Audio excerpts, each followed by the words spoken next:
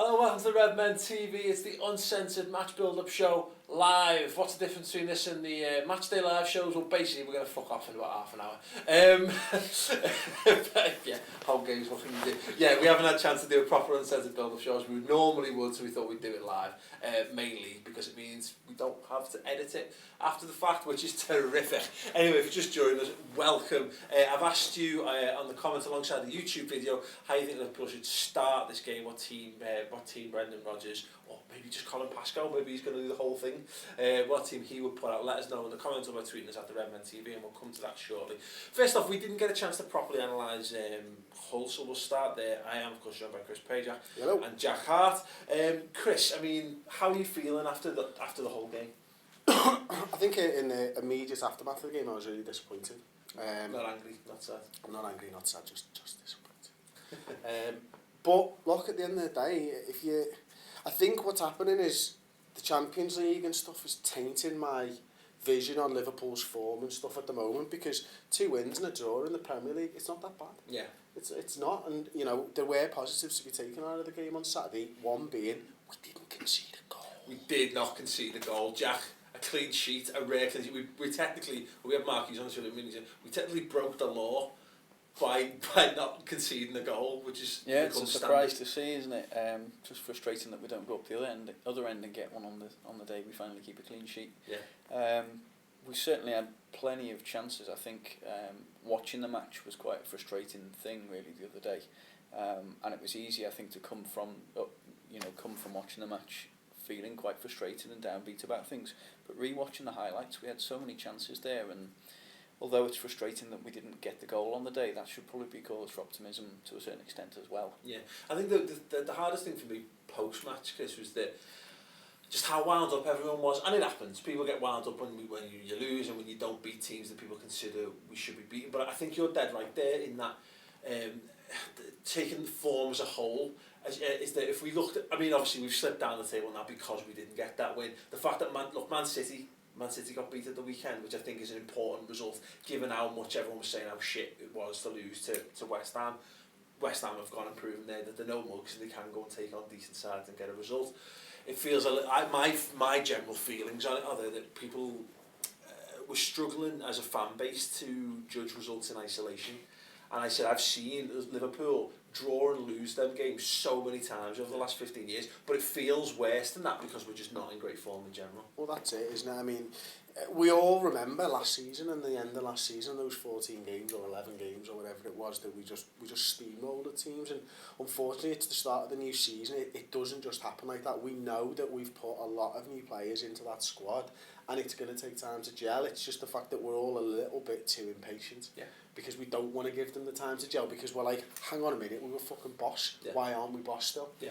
I think the idea of having added depth to the squad as well is a little bit hamstrung by the fact that we've got a few of the first teamers out of form, or players like Balotelli who just need a goal, and it means that we can't necessarily offer some of the more fringe players who we've brought in to make an impact over the course of the season. We can't afford to be giving them the chance because we need to play others into form. Well, this is the thing, isn't it? I don't know who it was actually. It might have been a Jamie Carragher quote, but basically you look at I'm wrong, but the senior players there we bought in Balotelli, Lallana and Lovren, and none of them have lived up to the billing yet. I think Lallana's looked good. I'd argue that Lallana's the closest. Yeah, he's the closest, isn't he? But you wouldn't say he's been £20 odd million worth of buy yet, has he? We've not had enough end product from him just yet. And that's, I think, that leads into what Jack's sort of saying there, because is that you're starting to look at like Markovic and go, well, what's the point of 20 million for him, and then what are we getting out of Emre Can just yet? A lot of that attention would have been diverted if at least one of those senior professionals that we bought had come in and been just as good as they were last season, Lallana or Lovren. Yeah, it's a strange one, and you know what's really bizarre about it is that I actually think that Markovic, I'll use Markovic as an example, he's clearly potential, yet we've paid almost double what we've paid for Can, and I would expect that Brendan Rodgers thought he was going to get more this season out of Can than Markovic, which is crazy considering you spent double the amount of money on Markovic, isn't it? Yeah. Can has impressed me in the last 2 games as well, though. Yeah, me too. He started to, it's the fact that you mentioned it the other day, is the fact that he runs with the ball at his feet and he breaks through the lines. and he's looking to make things happen instead of everybody else seems to be waiting for the ball and waiting for an opportunity, and he's grabbing the ball by the horns, isn't he, and just go, right, we'll fucking go now. Yeah, it's right, and that's a lot of confidence in the Jack. I think we've been lacking that. I think we actually lacked that from our centre backs. I'd like to see the centre halves do what Chelsea did and go, look, there's 10-15 yards of space in front of me. Well, there's nothing immediately on there right now, but what else am I going to do? Square it to Gerrard and then stand next to him waiting for him to do something? No, fuck it, I'll do it myself. And, trust it. By taking that initiative, taking the ball by the horns, it might encourage other people to get up and support. I think there's obvious concerns with the defenders off the ball, but I think on the ball, there's a situation at the moment where they're probably just overthinking it and over-panicking and worrying about things and creating problems for themselves.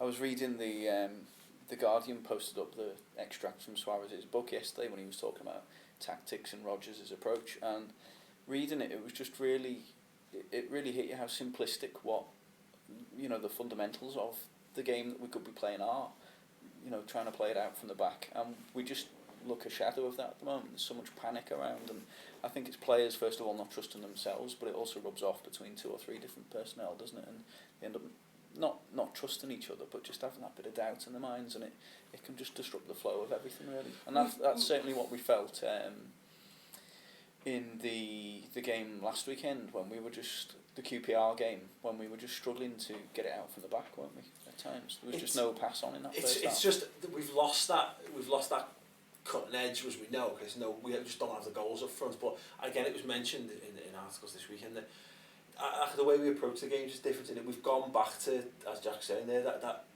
playing more of that passing game kind of thing, and at the minute, it does feel like, to me, it feels like Liverpool 2 years ago rather than Liverpool 6 months ago. I think it's because the fundamentals of the midfield have changed quite significantly, haven't they? The amount of bodies in the centre of midfield has differed on an almost game-by-game basis. And so that the way that we play it out from the back is that we look for these angles and these people to draw runners and bring the rest of the opposition out. And what's happening is not that the same people aren't playing there every week, and the same people are playing in slightly different positions. And that the simple things that make that system work, we're now having to think about. And the players in the midfield, Jamie Carragher on Monday Night Football yesterday analysed it really well, using Manchester United and Chelsea as an example of it. And it's about drawing those players in and being able to get a pass up to the forwards without passing through the midfield and stuff. We're just not doing that.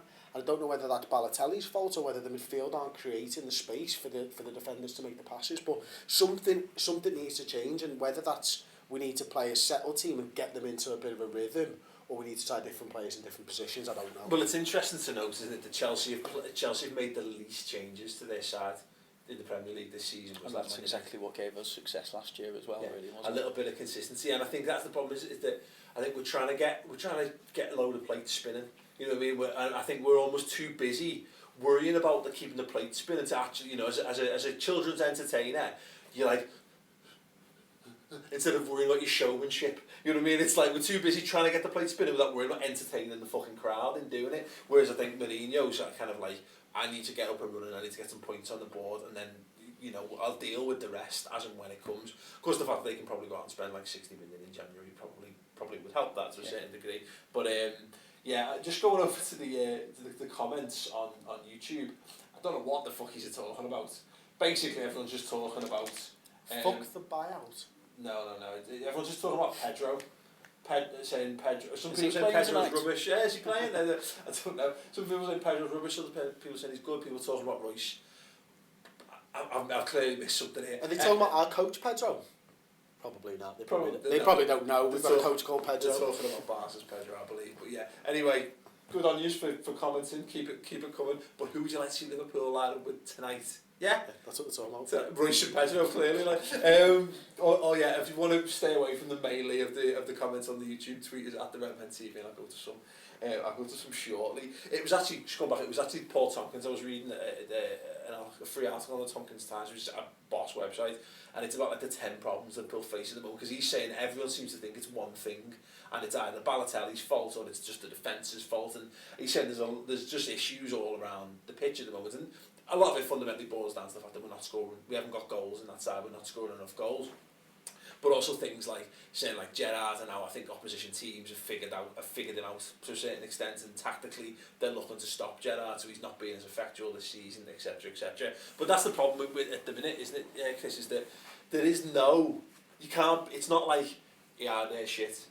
Get them off the team. They're the one sole answer to all our problems. It's just that as a whole, it's not just not quite clicking. Yeah, it's not as simplistic as saying it's Gerrard either, because when you're saying you can stop Steven Gerrard, you're actually stopping the 3 people that he passes to, and it's marking those 3 players is more important than stopping Steven Gerrard, because if he's got nowhere to pass to, he can't do anything. Yeah.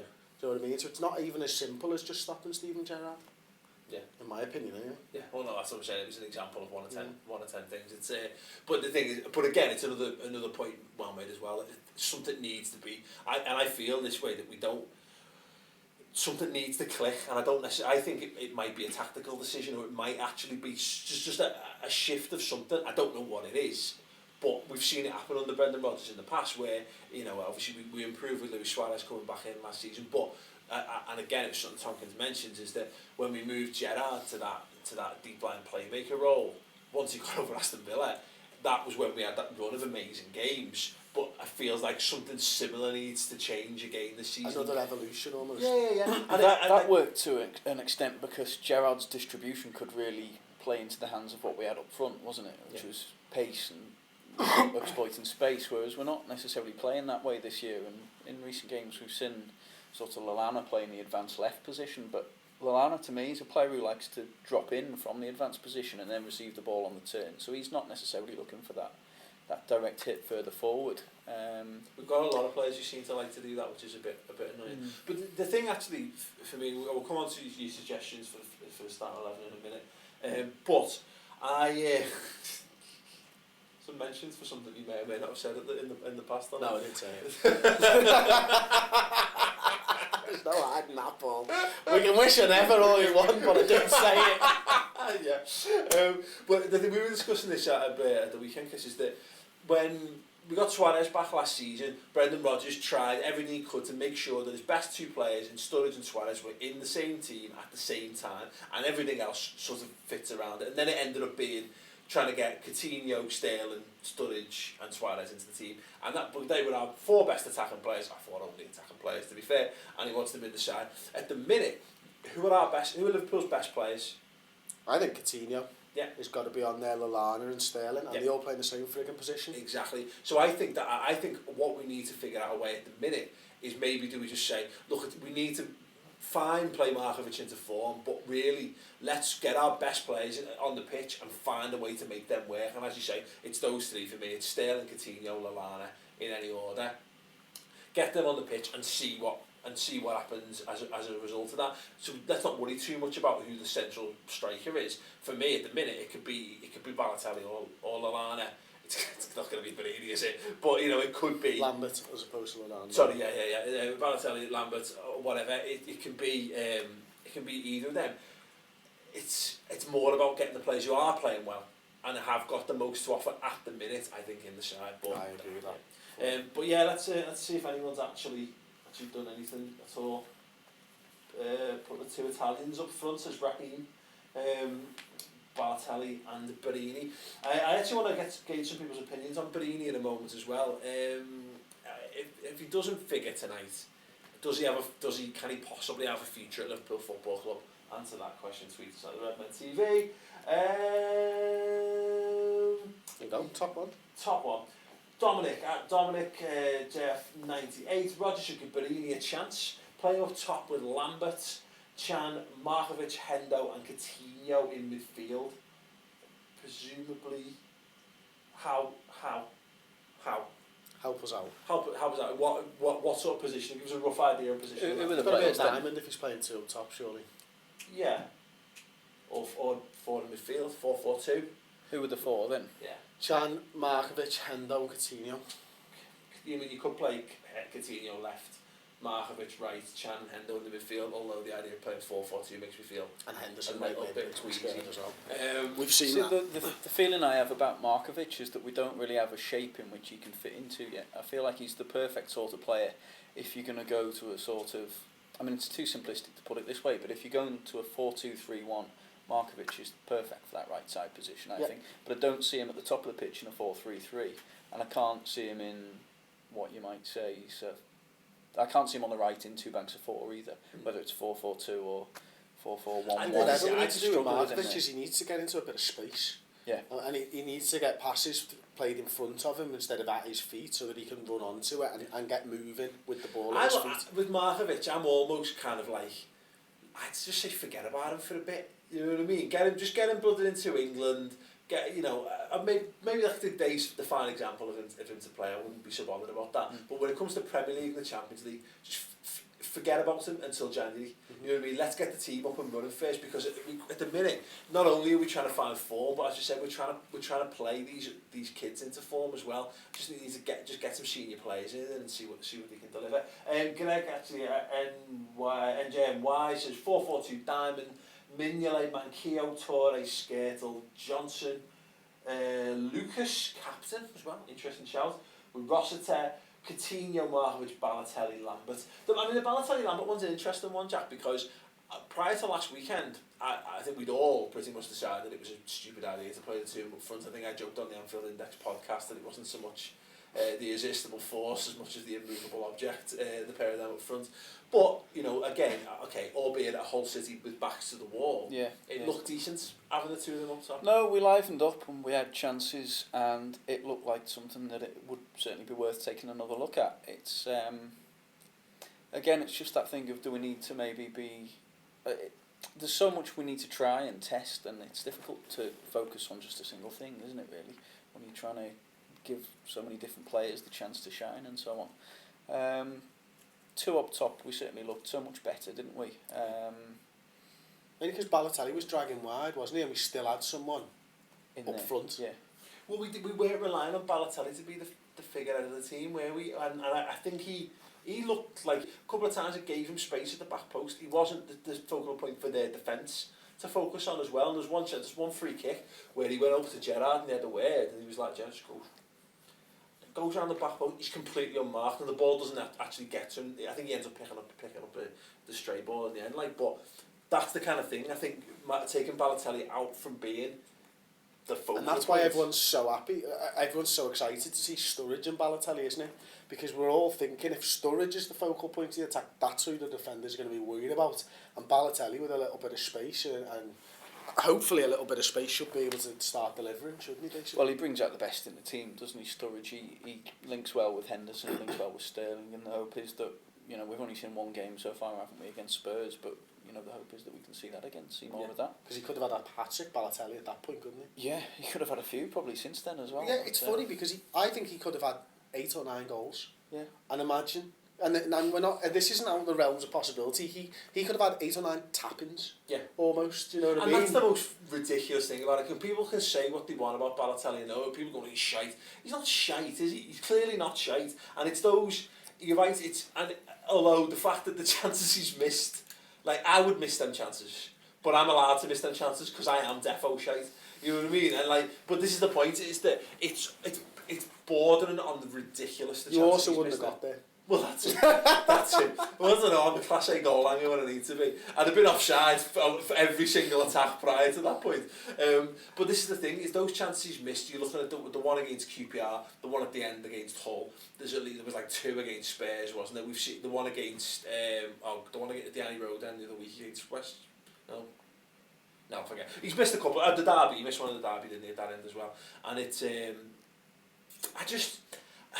you can't.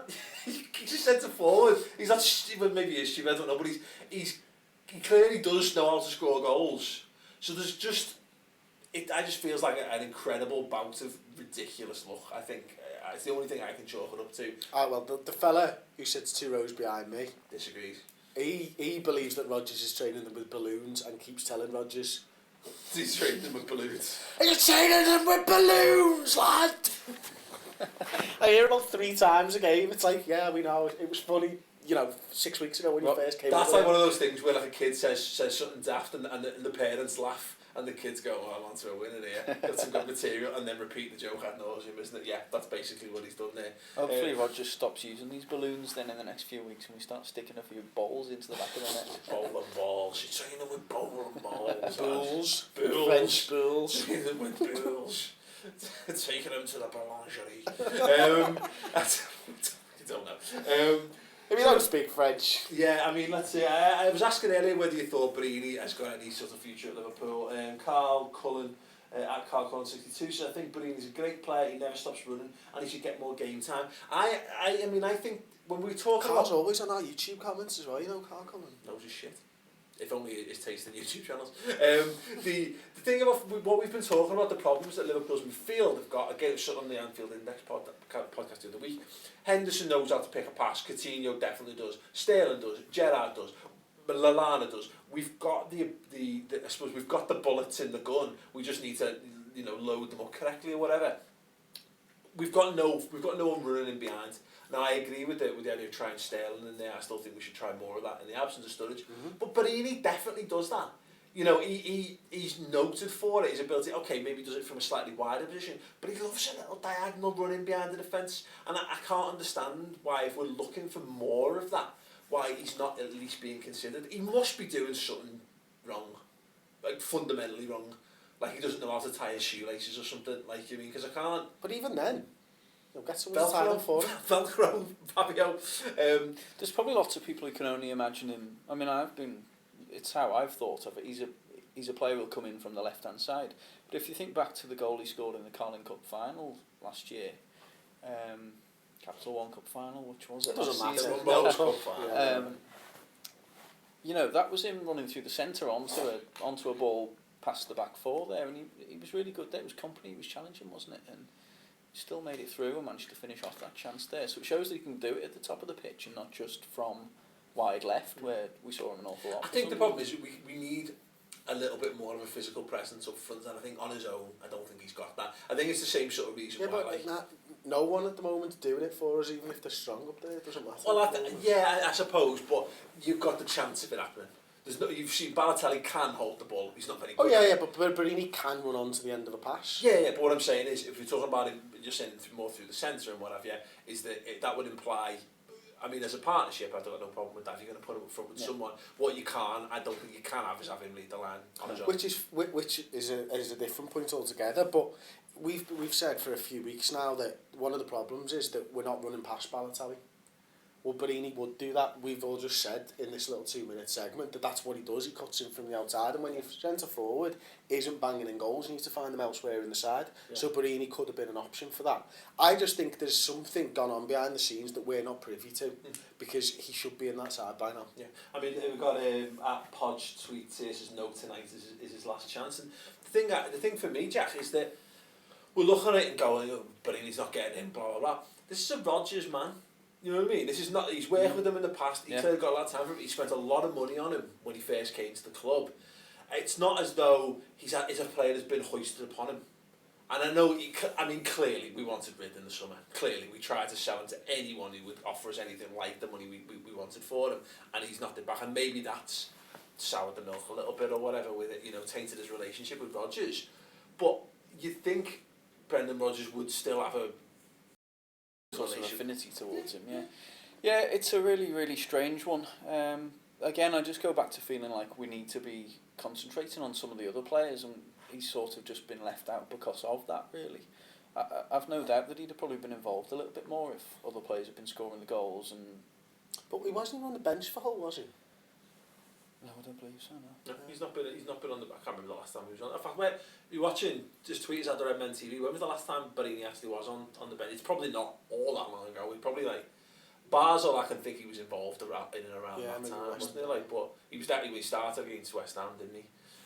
But other than that, he clearly his involvement's been cut back. We've opted for other people on the bench, and if you're playing one up front, there's an argument that you don't need two centre forwards on the bench, which I can understand.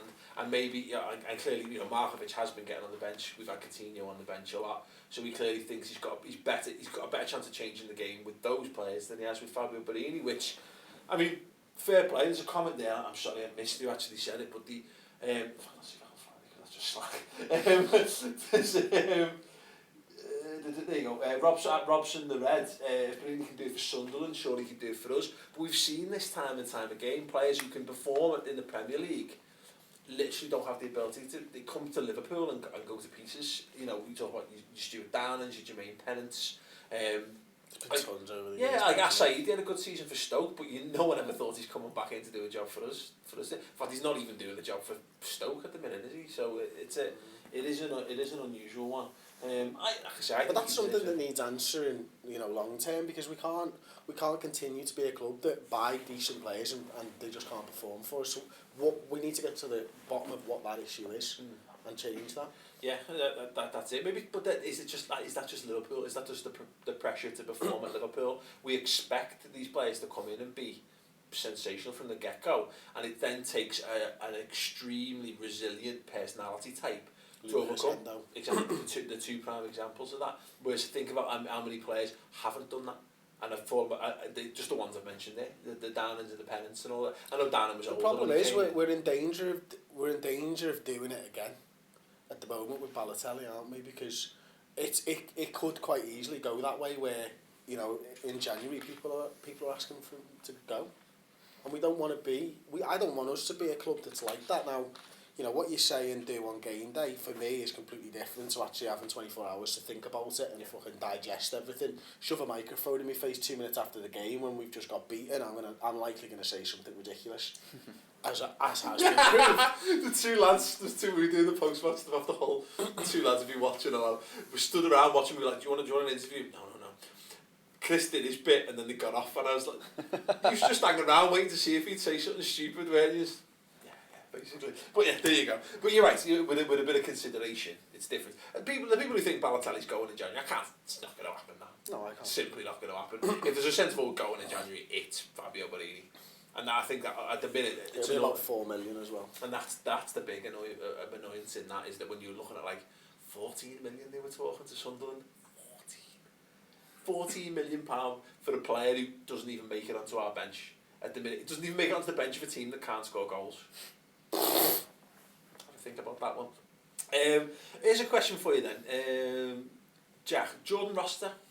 It's not a question so much as just saying someone's name, but do you get the intonation where I'm going with that? Would you have Jordan Rossiter involved in this competition still? I've got his name written down on my team. I've scribbled down, so he'd be in there for me.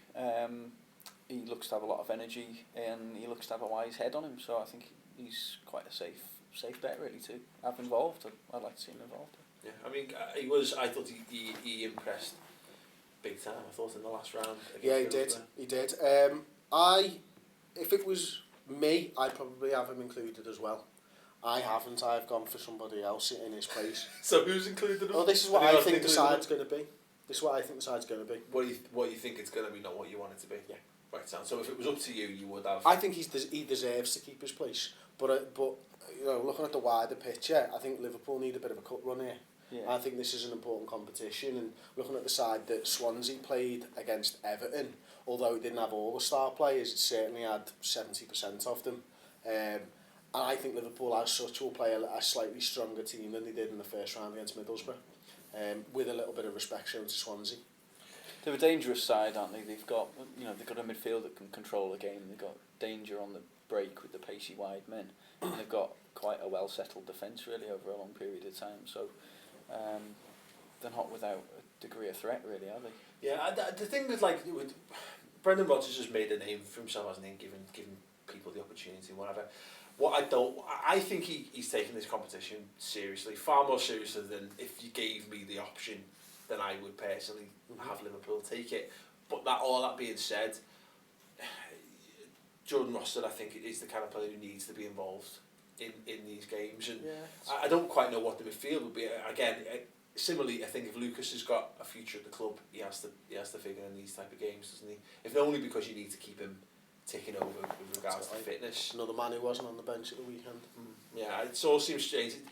It feels, and I have no inside info on this, but it feels like there's little reports coming out to the press, isn't there, of like a discontent with the likes of Barini and the likes of Lucas Leiva and stuff, and I hope that's not true. I just want, and I hope that, because it's the first time we've been faced with this problem for ages, and even probably the first time we've really been faced with it, because even under Rafa, we never had a great squad. We had 13, 14 really, really good players, and then a load of shite. Whereas I think this is a relatively unique position, and I like to think that Liverpool, and maybe that's just red tinted glasses, that Liverpool would be immune to the kind of rigours of having these kind of players and keeping them all happy and involved or what have you. But I want to see the likes of, I'd like to see Lucas play, I'd like to see Rossiter play, but I mean, because there's got to be an argument there that you want to keep. We've talked about continuity already. Emre Can's played a few games now. It's another opportunity to get him more game time, get him closer to full fitness. Would he come in for you? Would you have Can in like Jordan Rossiter? I have put Henderson in because I don't think Steven Gerrard will play, so I think vice captain will captain the side. I think I've put Henderson and Lucas at the centre of the midfield, to be honest. I think he rested Henderson at the weekend. I can't see him giving Henderson 2 weeks off. No. But I do think he will probably be involved at the weekend. 4 days is probably enough for Henderson to turn it around and get involved against Newcastle. Yeah. But my team is mostly established professionals, because I also sort of see that. I also think that what Rodgers will be doing is looking for them to click up front. Yeah. At some point, I don't think you can make massive amounts of changes for this game because we're not firing on all cylinders anyway. We need to find out how Liverpool are going to score goals this season at some point. Yeah. And today could be a game for doing that. Yeah. Do you know, without the massive pressure of it being a Premier League fixture. Yeah. So that being said, going to just quickly. Yeah, I've got Mignolet, Johnson right back, Toure, Lovren, Enrique as the rest of the defence. Henderson, Lucas as a 2, Markovic, Lallana, Coutinho, again another man who was rested at the weekend, and Lambert leading the line. That's a pretty good side. That holds old, isn't it? Jack, have you anything? I've gone the other way and loads of changes. Same back four and keeper as you've got there: Johnson, Toure, Lovren, Enrique, Mignolet in goal. Then I've gone Allen sitting deep next to Rossiter, whose energy we can use to get forward, and cover Markovic on the right hand side, who'll be getting forward. Then initially had Emre Can in the sort of attacking role, the number 8 if you like, that I've wanted for weeks. And Coutinho on the left, but I've switched that to Coutinho, Barini, and then Balotelli on his own up front. Okay, go through the front again for me, I lost you a bit. Markovic on the right, Coutinho in the middle, Barini left, but getting forward to support Balotelli. 4-2-3-1. Yeah, so just going back to the Twitter then, Gareth Jones says apparently we're closing in on Neto. I thought Neto shut down.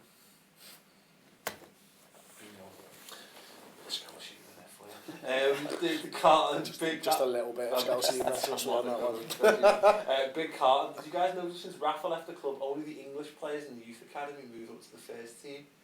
That can't be true. Brad Jones isn't English. Not Brad Jones. Brad Smith isn't English, is he? He's Australian. There you go. Suso. Not English. No, he's not. He's definitely not. Is he fit though? That's the question. 6th of December. What was it? Groin/pelvis injury?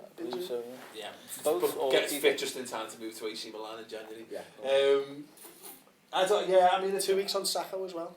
Yeah. He's a man who would have figured tonight. Yeah. I would like to see him get a game, but Carlton. Yeah. I mean, but clarify if you will. Like, I don't think that's true. I mean, to be fair, I think the onus on Liverpool is to make sure that we get some local lads as well. You know, so the likes of Flanagan and the likes of Rossiter, and I think should be preferenced over anyone else. You know what I mean? And we're talking English and Welsh lads and Irish lads. And you know, let's not forget about the Wisdoms and the Ives of this world as well. I mean, these are players who are.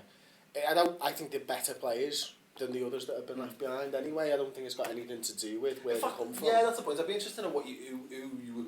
I've seen moved. Who's missed out? Yeah. No, it's an interesting one actually. One we might look at. We're going to hopefully do some more academy stuff in over the course of the season. Like definitely one for us to look at. The Tri Scouser says Allen and Rossiter, Gerrard and Rossiter. I love Can and Rossiter, but they're both young for that responsibility. I mean that's it. I mean, we go on about the League Cup. Like we go back to 2005 and 2004, 2005. When Rafa basically played the Rezzies, and it was terrific fun. You know, we come very close to getting knocked out by Spurs and it went to penalties, didn't it? Like Pondol was basically the star of that side. I'm fair with the opinion that that's what the League Cup should be. I think you should put your under-21 team out with maybe, pardon me, 1 or 2 senior players just to add a little bit of steel. So, you know, a Lucas would go in there or something like that. Maybe a Lambert's just a bit more. I mean, I've said this for a couple of years now. I believe you should name a 25-man squad for it, and you make your bed at the beginning of the season. Yeah. And if you name a 25-man squad and you name them all kids, then all the kids get to go all the way to the final. You don't just swap them out. Yeah. Sorry, one more there. Rob's read the game, point out Andy Carroll's the prime example of us buying a good Premier League player and then them failing. Yeah. It is the prime example, really. How we missed that one? How we missed that one, I'll never know. I think I've tried to get over it as much as I possibly can. I'm deluded on the YouTube, so I hope we sign Joey Barton. No.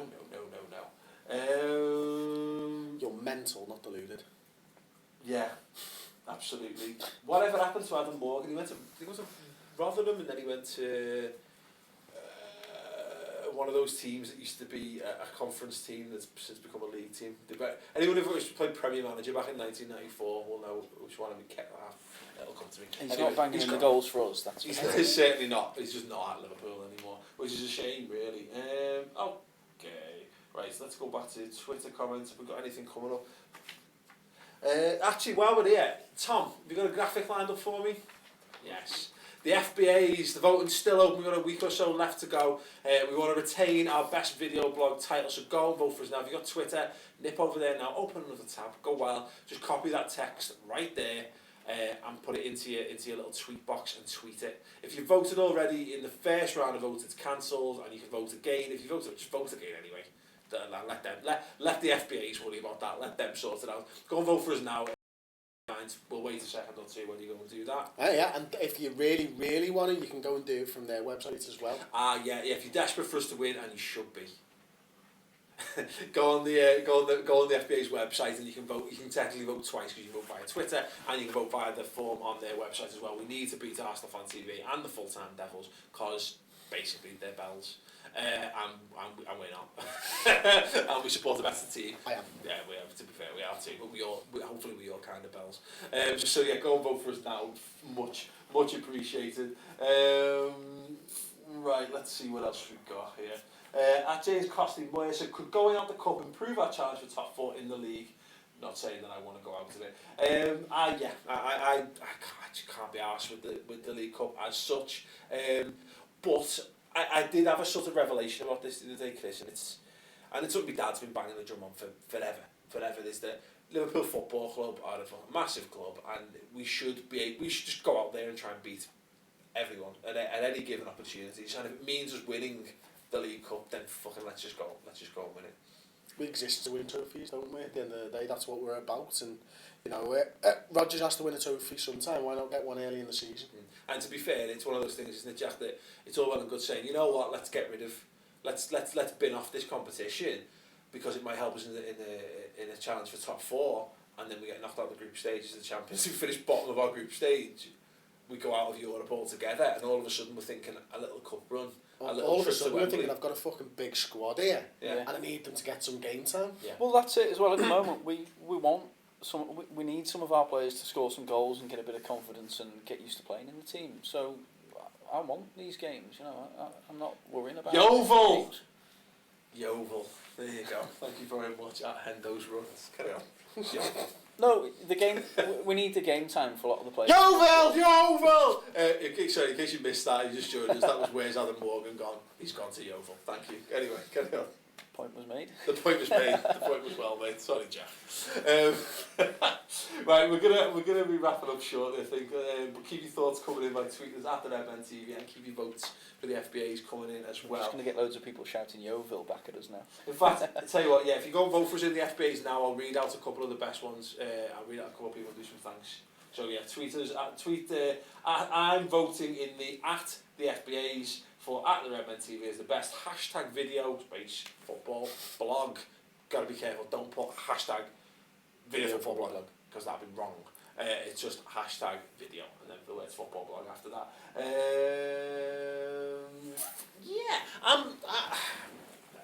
I have very weird feelings about these games because I really thought Middlesbrough we were gonna give them a hell of a game. We was gonna get our season on track. We did. We gave them a extraordinary. We gave our supporters hell. I was ill as fuck watching those. I wanted those penalty shootouts to end so that I could die, and they kept going. It was like being in purgatory, basically waiting for life to end. What was one of the lads said? It was stuck in a penalty vortex. Penalty vortex, of course. Brilliant. I really want, it's one of those things, isn't it? I really just want a good performance from the lads tonight, and you'd like to think that like Swansea have got a lot of shit going on. I don't think doesn't look like they're gonna rotate too much. So it's a big challenge for Liverpool. You know, they're going to come into this game firing, looking for the win. But hopefully I'd like to hope, Jack, that might play into our hands a little bit, because I don't know whether Swansea have got it in them to play anything other than the way Swansea play football. As I said before, they're a really decent opponent, and this is the kind of tournament that they'd be looking at, thinking, just like 2 years ago, they've got a real chance in. They were swamped by games a little bit last year, weren't they? And they struggled as a result, but despite not getting results really in the last 4 or 5 weeks, they've looked like an improved team again this season. So I think they'll be up for it. Whether that plays into our hands or not, I mean, we've got players in our team, you'd think that we should have a say in that anyway. Regardless of how they play, we should be able to assert ourselves on this game at home in front of a decent crowd. So they're a decent opposition, but it's a good game and a good workout and a good test for a lot of the players. Yeah, absolutely. Right, okay, just want to say then some thank yous then. Ben Hutton at Hutton 908, thank you very much for voting, Ben, you hero. Who else has voted? Arthur Cornforth, you are the man. Who else has voted? Come on. Only 2 years, you need to get your votes in, you fucking shower of bellends. Go on. 2 3 there, Paul. There we go. Lewis Bryant, well done, mate, thanks very much. At that LFC _ fan, red or dead, much appreciated. Yeah, keep your votes coming in for us. It's slowing up, I appreciate there's a little bit of time to the finals itself, but you know, we're in it to win it. I can't face losing to Manx and Arsenal. Look, we've got enough difficulties being Liverpool fans as it is at the minute. Spread a little love. Yeah, keep your tweets and votes coming in. Ross Kane 85 says that you lads at the ground tonight. Chris is going to be running the post-match stuff. I will be at the ground tonight. Where are you going to be? If it's raining, probably the petrol station. Let's go to the petrol station. Yeah, let's just do the petrol station now then. Petrol station by the sand and outside the corner of the Cop and the Centenary stand. That's and we'll be back on Saturday with a live show before Newcastle. Yes, absolutely. Proper live match day experience show ahead of Newcastle. We're going to be in the hour leading straight up to kick-off, so that's 11:45 to 12:45. Yes, Guy.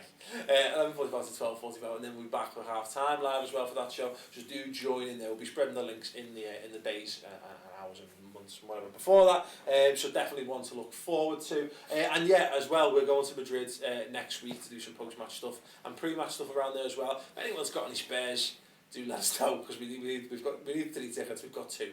We need to make this happen. Basically, otherwise I'm going to be stood outside the ground like a prick. So yeah, if you got any spares for Rail next week, let us know by tweeting us on the Redmen. And you'd much rather be stood in the ground. Still a prick. Well, I'm still going to be a prick either way, but I definitely would rather be inside the ground than not. Take the big coat just in case, mate. Yeah, definitely. Rob's from the Red, thanks very much for voting. Yeah, brilliant. Someone said, what about Sturridge and Gerrard? What about Sturridge and Gerrard? They voted. No, they've not voted for us. Tweet them, ask them to vote for us as Ryan Donville asked, can we have a Chris Rentboy Vine of the Week video? No. Those vines need to die. As does that comment and everything around it. If you see, can I just ask, if you see any of those anywhere, stop tagging us in them. I genuinely don't give a fuck. I know some people like them and that's fine. If you like them, enjoy it. Loads of people like porn, but don't share it. You don't share it with the world. Like, you know what I mean? Keep it to yourselves. But yeah. Have you seen this? It's I done. have, honestly. Listen. 17 times already this hour. It's done. It's dead. It was 6 months ago. We're over it. Move on. But if you want to share the ones of the people from Full Time Devils, fucking go for it. I mean, I won't watch them, but by all means share them. But if you see any Red Boy Vines, fully not asked, not interested, stop sending them to us. Anyway, thanks very much for watching. Thank you very much for your votes in the FBAs. We're going to be plugging that. We're going to be flogging that dead horse for a little bit longer yet, so keep it coming. Score predictions then, actually, before we go. Jack, how do you think it's going to go down? 3-1, Liverpool win. Okay, Chris? we're going to win on pens. Yeah, shit. Yeah, I was thinking 1-1 extra time, probably 2-2 after extra time. Pens, Liverpool win. Yeah. Coles 96 to 13-12 95. Yeah, exactly, yeah, definitely. All of the above. Let's leave score predictions in the comments alongside the YouTube video by tweeting us out the Redmen TV as well. And just, how's your happiness? 1 to 10. A number. Just put it next to the video. Do it now. Anyway, thanks very much. Don't forget to like the video. Don't forget to subscribe to the YouTube channel. Like the video means the little thumb up and the thumb down. Click the fucking thumb up. Do that and we'll be back. We'll be back with more content this week on the redmentv.com and of course doing the live show around Newcastle as well. So we'll see you there. Thanks for watching and good